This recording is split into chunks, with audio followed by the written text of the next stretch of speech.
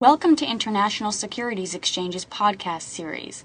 Facilitated by renowned educators, ISE podcasts are intended to teach beginning as well as seasoned investors the ins and outs of trading. To find an updated list of podcasts, please visit www.ise.com/podcasts. Please be sure to listen to our important message following this episode regarding the risks of investing in exchange-traded options. The underlying exchange rate at expiration, we're going to settle, options are going to settle into either zero or the difference between the exchange rate value, the ISE pair value, less the strike price, or that's for a call or a put, depending on if it's a call or a put. So for instance, if I buy the 100 call and the pair value settles at 105, well, if I'm still long that call, I'm going to receive about 5 points times, of course, 100 or $500 for every contract that I have. If I had a put option, though, let's say that I had 100 put and it closes at 105, well, that option would settle worth less.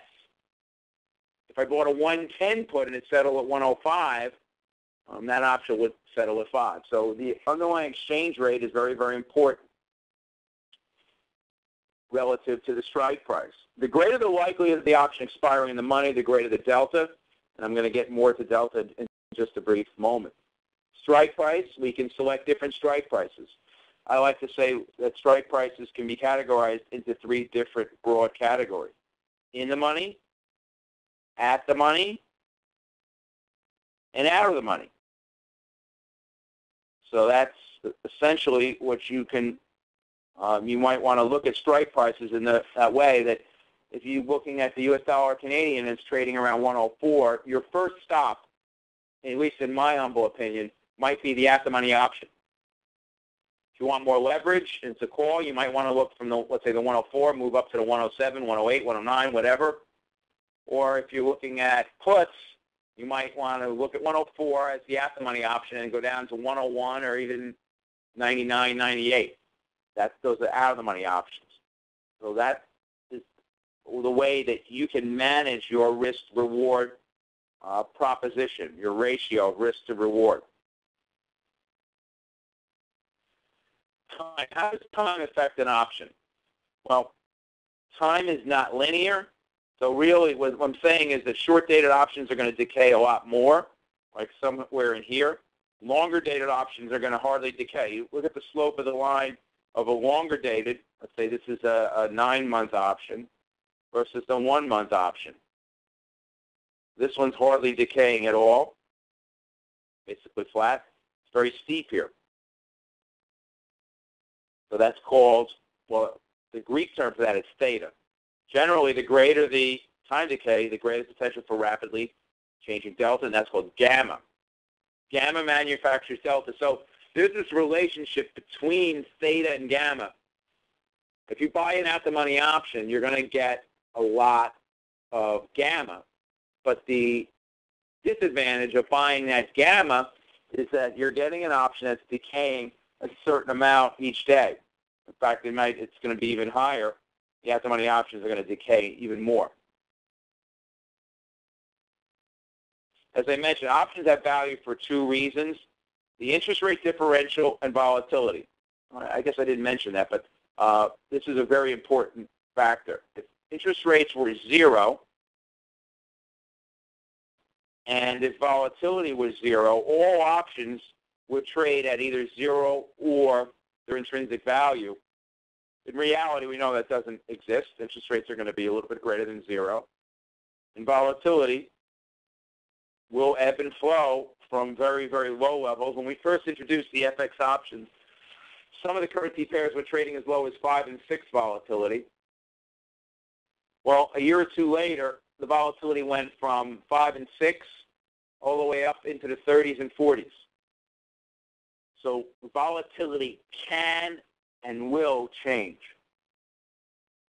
So the Greeks, how does all that apply to the Greeks? Well,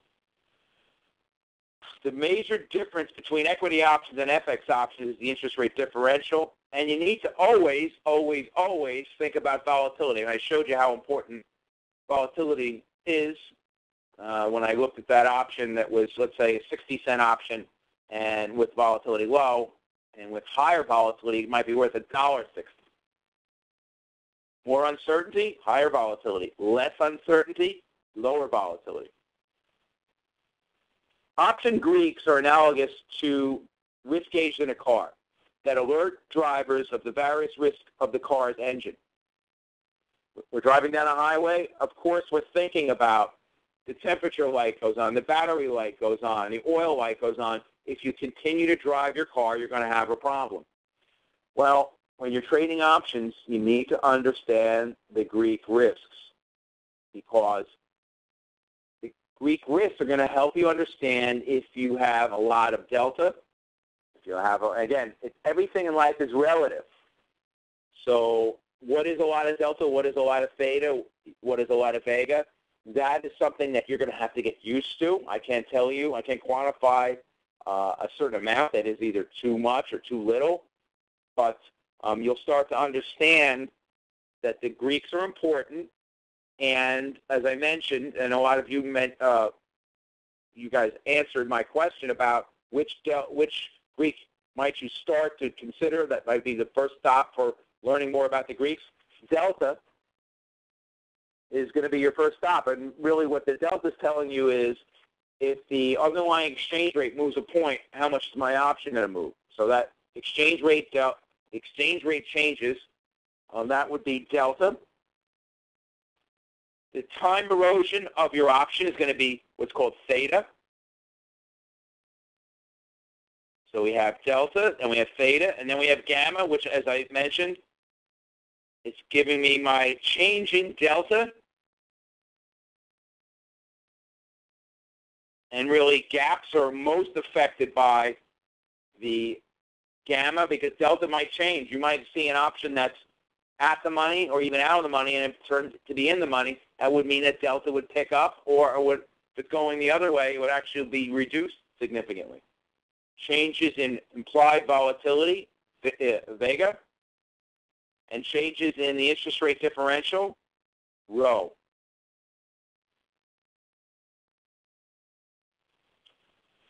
So let's just go through the Greeks once again. Delta, quantified from numbers 0 through 1 or 100. You can look at it from decimals if you'd like. It really just depends. If you like to use whole numbers, you might want to say anywhere from 0 to 100. Otherwise, decimals, anywhere from 0.01, if you will, or even 0. Really, an option, you don't really see options that have 0 delta. They usually have 0.01, even though that option might not even be moving that first couple points. So you see a delta to be very, very low all the way up to very, very high. So let's just call it 0.01 all the way to 0.99 or 0 to 1. So a deep in the money option is going to have a delta that's going to be pretty close to 1. It's going to move, some would say it has a very, very, very, very tight correlation with that exchange rate value. One that has an extremely loose relationship would be an out-of-the-money option, and that's how you would really define delta. Gamma is going to tell me how quickly my delta is changing. So gamma is going to manufacture delta. So if I had a delta of 52 and a gamma of 7, and the underlier, the exchange rate moved up a whole point, I would actually take my old delta 52, add it to that previous gamma of 7, come up with my new delta of 59. Remember, delta will not stay constant. It's always changing. I need to think about what is my gamma. Thank you for listening to our podcast. To find more podcasts on options, stocks, alternative markets, and market data, please visit www.ise.com/podcasts.